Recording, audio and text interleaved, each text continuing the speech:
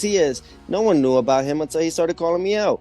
It's just due to facts. You know, he could be an IBF world champion, but he's the most softest fighter in the division. Why I say that? Because he's one-dimensional to the point where Puerto Ricans, man, I tear they butt up. Puerto Ricans are easy to beat, and I don't care if the Puerto Ricans feel some type of way. Put them in front of me, we beat them. Hey, what's going on, Rambling family? It's your boy Ramblin', back at it again with the topic of boxing. And today I'm going to be talking about, as you just seen the clip, Teofimo Lopez and his comments on Puerto Ricans are easy to beat. So, first and foremost, if you take it at face value and you got emotional about it, just stop. Stop. First of all, you know this kid is a clown. Second of all, he's still living in the circus.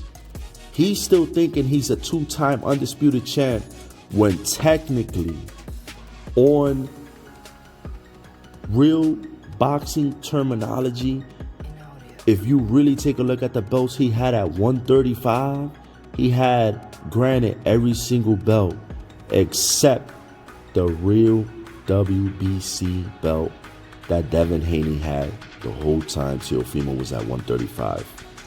Teofimo was definitely unified and definitely had every other belt except for the WBC that Devin Haney had. Now, he claims he was undisputed. Why? Because they gave him the WBC franchise. Now, if you go to YouTube and see other videos, matter of fact, let me just play this clip. Exactly is the franchise belt? How would you define it? It is not a belt. It is a nomination or status. No one can win it. You have to be appointed. You are appointed, and it's non-transferable. So it's not a belt. It's not a belt. It's not a belt. All right. Now that you guys heard that for yourselves, now you know the WBC franchise belt is not a belt. It's like an award, some type of achievement. Okay? So at 135, Teofimo Lopez was not undisputed. He was unified, but he was not undisputed. And he needed the WBC belt that Devin Haney had. Now, if you get technical, at a technical standpoint, Teofimo Lopez had the Super WBA, the Super WBO, the Super IBF.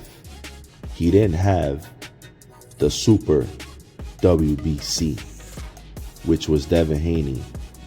But if you want to count regular, right? Let's just say he had the regular WBC, regular IBF, regular WBO. He's still missing a belt. He never had the regular WBA, which Gervonta Davis had the whole time at 135, while Teofimo was in that division. Here's the proof. He done his job. He went out there and did what he had to do. But if Devin Haney is the WBC champion at lightweight, right? And Gervonta Tank Davis is the WBA champion. Now, it's safe to say that Teofimo is the champion he's the champion, the IBF and the WBO champion. At 140, Teofimo became one time and his first time undisputed by beating Josh Taylor.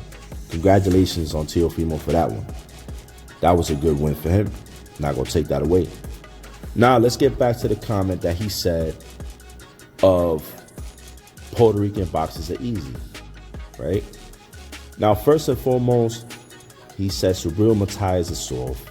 Puerto Rican boxers are easy. He'll beat their butt. So, for those of you that take it at face value, please do not take that at face value, because this dude is a clown, as I said before. He's living inside the circus in his own world. I don't know what's going on. And you need to understand to read between the lines. What he really meant was probably Subriel Matias is an easy fight for him. It's easy. Maybe he's looking at the other Puerto Rican boxers that are now up and coming, like Josue Vargas, that took a few losses and looking horrible. He might say, hey, that guy's easy. He might say Sanders Sayas, hey, Sanders Sayas got this and this, but he's easy.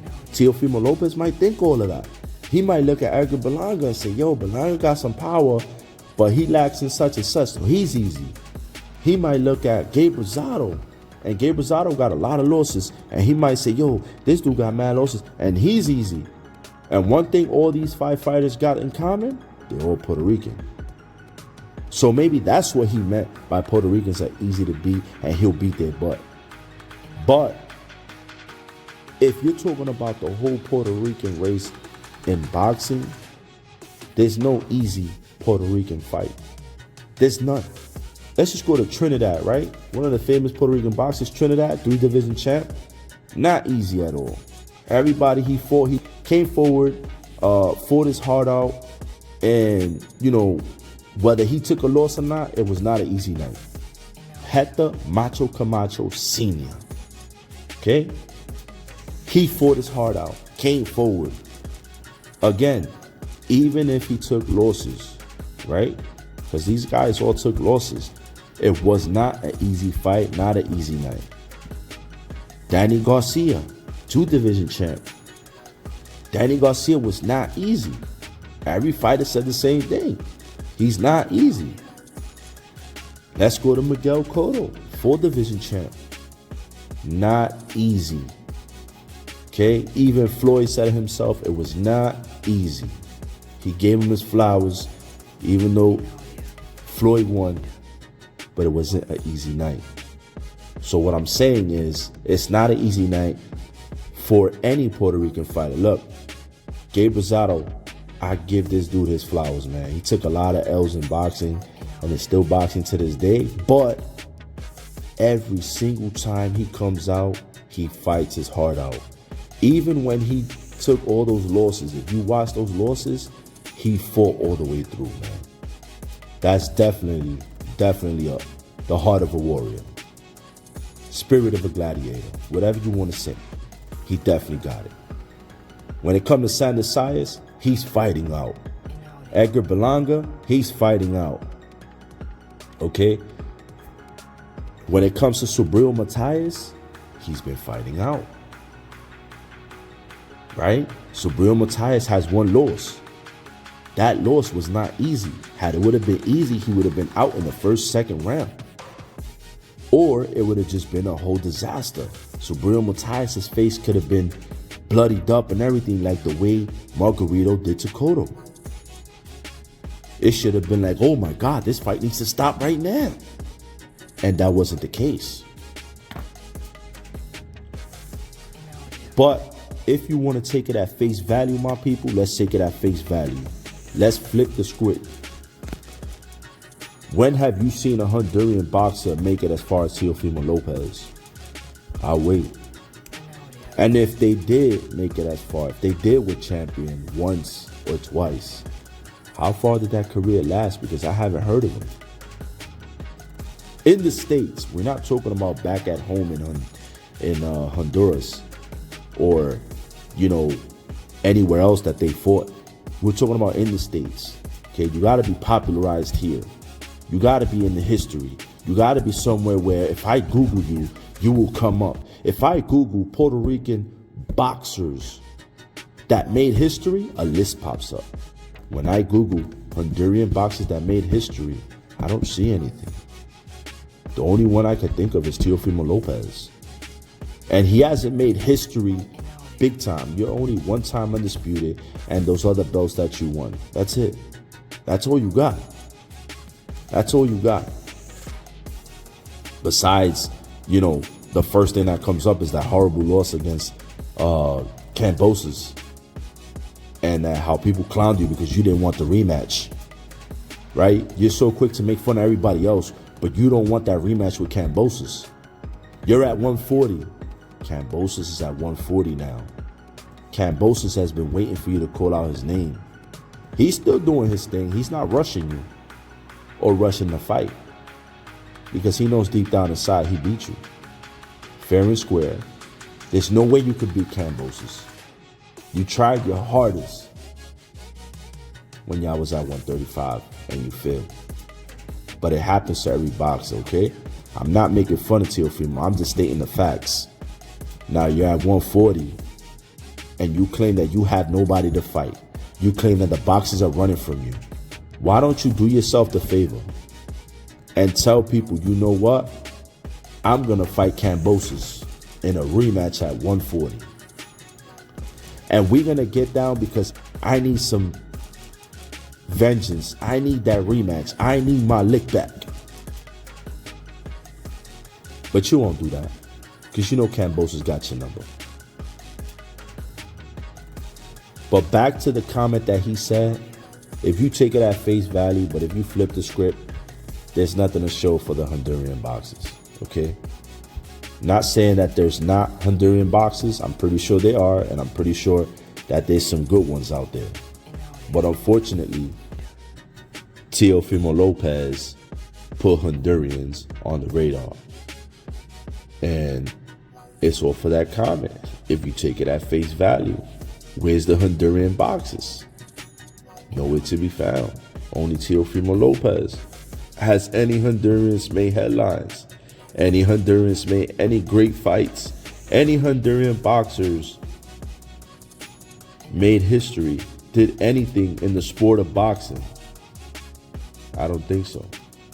The only one I know of is Teofimo Lopez. And if they are Honduran boxers, there's a handful compared to the Puerto Rican boxers. What I'm basically saying is that they're not easy. Puerto Rican fighters are not easy. They made way too much history, way too much noise in boxing, and Honduran boxers haven't, okay? There could be an upcoming soon of Honduran boxers because the Teofimo Lopez might motivate people. You know, the way he's going is great. Congratulations to him. But with that comment is said, Puerto Ricans are easy. Don't take it at face value.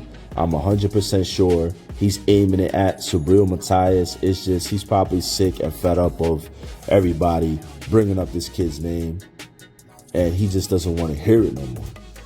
But if that's the case, you could have just singled him out, okay? Or you could have just singled the upcoming fighters. But now you said the Puerto Rican fighters are easy, which means in general, you're saying everybody. You're saying everybody, which is crazy. So anyway, my people, I'm going to leave you with that. Let me know down in the comment section exactly what you think. Let me know if Puerto Rican boxers are easy. Let me know if you think that Teofimo Lopez just said everything wrong and what he really meant to say was Subriel Matias is easy. Maybe these upcoming fighters are easy for him. You know, maybe he sees them as they're no competition. Let me know what you guys think down in the comment section. I'll comment along with you guys. And if need be, I could definitely make a live. I could definitely put a number on the screen. We could definitely talk about it. Let me know down in the comment section. It's your boy Ramlin TV, and I'm out.